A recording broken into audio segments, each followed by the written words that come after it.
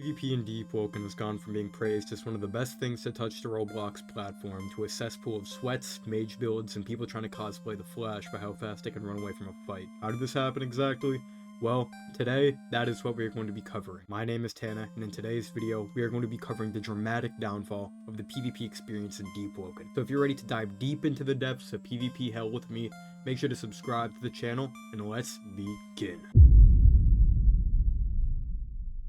When Layer 2 first released all the way back in December of last year, we were given our first actual taste of the combat overhaul that Deepwoken had been hyping up. However, one of these features prominently stood out from the rest: venting.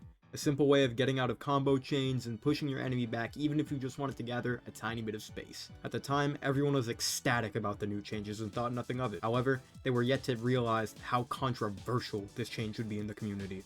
With the entire introduction of tempo replacing reservoir, this would allow you to easily be able to escape out of damaging combos unless the player would parry or vent predict your vent, allowing them to still damage you with a combo while you're stunned. Think of it as a double-edged sword of sorts. Venting would allow you to get out of moves like Rising Wind, block break combo starters, and many more, prompting players to voice their opinions on this change. Let that be positive or negative. Along with the introduction of Layer 2 and venting, we were also gifted the Solar Enchantment, which on proc would reduce the tempo gain of your opponent and even steal tempo on vent from your opponent, granting you extra tempo, allowing you to escape even out of more scenarios that you would take damage in. Now, with some people are actually torn between venting being a positive or negative change in the community, one thing that I think all of us can agree is killing PvP slowly is actually... Since the early days of Deepwoken, build crafting and the versatility it brings has always been a cornerstone of PvP, whether that be with attunements, weapons, oaths, or everything in between. Build making is the thing that differentiates each of us with different playstyles and setups to match, whether that be our playstyle, preferences, choice of weapons, or even just the overall fun in the game. Unfortunately, however, most of the time you're going to be spending is upon hours and hours scrolling through YouTube videos or Discords trying to find the best builds possible. This is where the dilemma of Metamancing comes in. Most people refer to this as the clone trooper playstyle, but unfortunately, this type of Metamancing is almost required in today's age of PvP. If you want to be good or even stand a chance against top shine players, then you need to have the best builds possible. Why, you might be asking? Well, mainly because of the influence that top players and content creators alike, of course, have on the community. Along with this, most of these builds end up practically min-maxing a standalone stat, pushing them even further into the meta. Let that be health, resistances, damage, combos, or even just flat out potential for all of them. To compete with this battle of new meta builds, it's either you A, copy the meta to battle it and grow, B, keep your same build and get clobbered in PvP, C, make a new build built around your build and the meta, combining the two. And most of the time, the meta is what influences Deepwoken's balancing changes as well, from examples like LFT, Salt Chemist, Potions, Silent Heart, and No Attunement, all in their own respective ways. Unfortunately, however, these balancing changes can also lead into something a lot more deadly.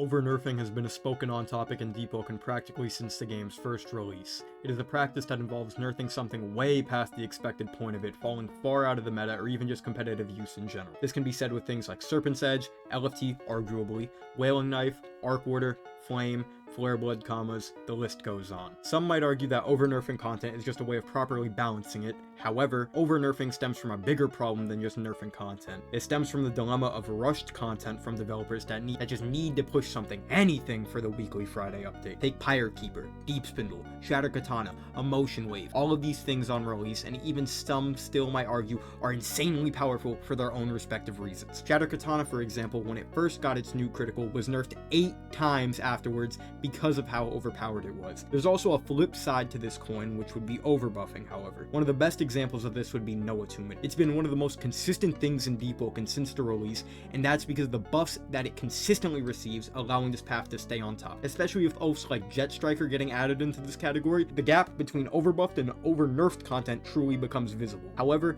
Jet Striker isn't just the cause of this phenomenon, it's also the cause of... Mobility in Deepwoken has always been a heavily brought up topic. Between assassination builds, ganking, talents, and just agility as a whole, it stems down to being one of the core factors of Deepwoken. That is, until we put things like Jet Striker into the equation. Look at this clip and let me know what you see real quickly. Bro. Yeah, Jet Striker isn't, however, where this mobility meta stems from either, though. It also stems from problems like passiveness with things such as Blind Seer, ice spikes, and mage as a whole, allowing you to play passive, practically abusing the mobility to its maximum, giving you the upper hand while also allowing you to apply pressure and damage far greater than your opponent can. Oaths such as Jet Striker are practically required in overworld fights at this point because of the sheer amount of people running mobility options nowadays. Along with mobility, sustainability has also been a problem that people have voiced their opinions on for the longest. Some influences of these problems stem from people such as Rise, Crave, Sheep and Sheepskin, Klingo, and many other top Chime players and content creators. Now, even though some might say that sustain has been nerfed significantly from what it has before, there's still the looming problem of mobility in the game and how it's currently affecting our PvP for the negative and the positive. But you know what else is negative about Deepwoken though? The player base in Deepwoken stems from what I would like to define as two sides. On one side you have your casuals, and on your other side you have your Chime dwellers. This kind of skill gap tends to lead to a lot of controversy when it comes to changes made within PvP. One of the victims of this problem being, you guessed it, Silent Heart. Woo! No one? Alright then, damn. Like I was saying though, the singular oath has separated the community into two groups. One group of casual players calling this the best thing since sliced bread, and the other group of top Chime and Silent Heart players calling it horrible and pleading for a buff or even the rework, if K1 would even drop. But as most of us know as well, Deepwoken is a heavily competitive-sided game, and most of these changes that we see in the balance logs every Friday either come from the testers, Chime Discord server, or a mix of both including public opinion. This can end up leading to significant problems when trying to tend to everyone's needs, leading to either overbuffing or overnerfing in some cases. However, with people voicing their public opinions on the state of PvP such as Mike Pike, Eclipse, Dan VR, and many others, I wouldn't be surprised if eventually we can finally find some middle ground for the player input in balancing. Unfortunately though, one thing that we may never be able to give our input on is...